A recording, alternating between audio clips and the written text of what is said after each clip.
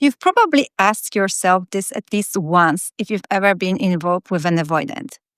Do they even fall in love? Or am I just convenient for them? There's something very confusing about being with someone who says they care about you but keeps you at a distance.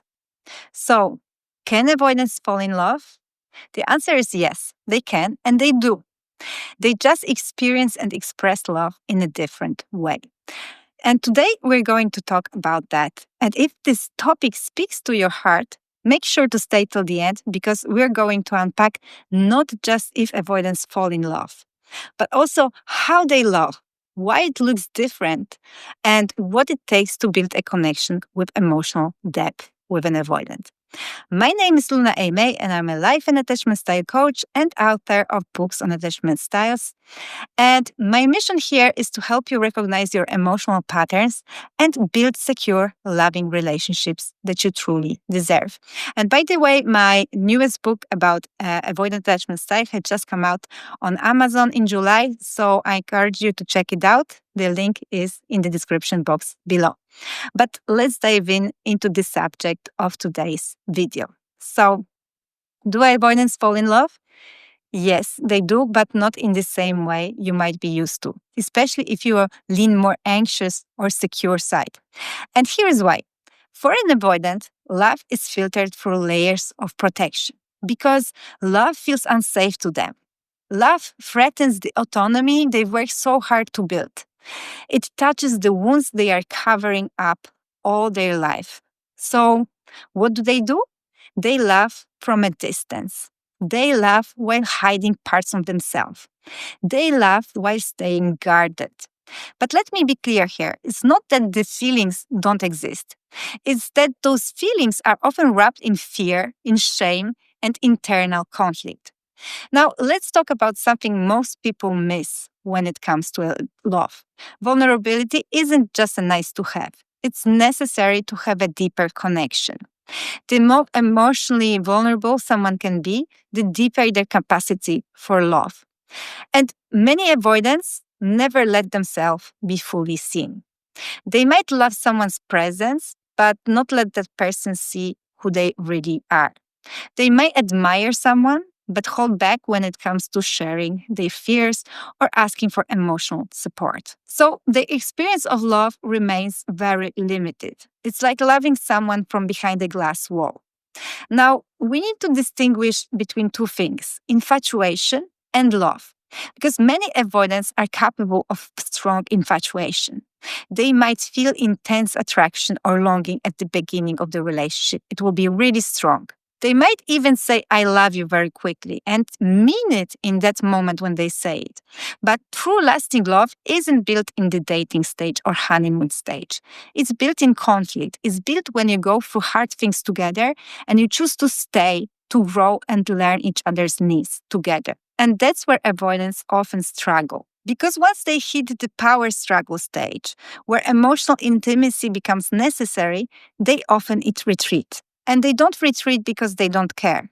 They retreat because staying connected means they have to face themselves. And that can feel really terrifying to them. I've worked with many clients, avoidant, fearful avoidant, and partners of avoidance who describe this exact thing as I love them, but I couldn't let them in. Or I knew they cared, but every time things got close, they pushed me away. And again, the same pattern emerged. Their level of love was directly tied to the level of emotional vulnerability they allowed themselves to show. And when they did the work, when they began expressing their needs, sharing their insecurities, their experience of love shifted because it became deeper. It became more rooted and less projection and more about the connection. And if this is something you recognize in yourself or in your relationships, if you've ever been on this roller coaster of being close, being shut out, wondering if it was ever real, I'd love to support you for my one-on-one coaching. And in our sessions, we don't just talk about the attachment theory. We actually work to rewire these patterns, to rewire the subconscious beliefs, nervous system responses, and emotional imprints that keep you stuck in these confusing dynamics. So, whether you're avoidant, anxious, or somewhere in between, there is so much healing possible. So, you'll find the link to book a session with me in the description box below.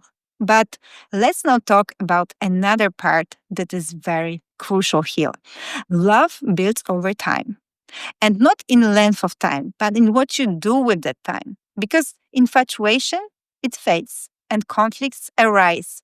Real love begins when two people decide to show up through all that, to listen to each other, to repair the problems, to grow instead of avoid.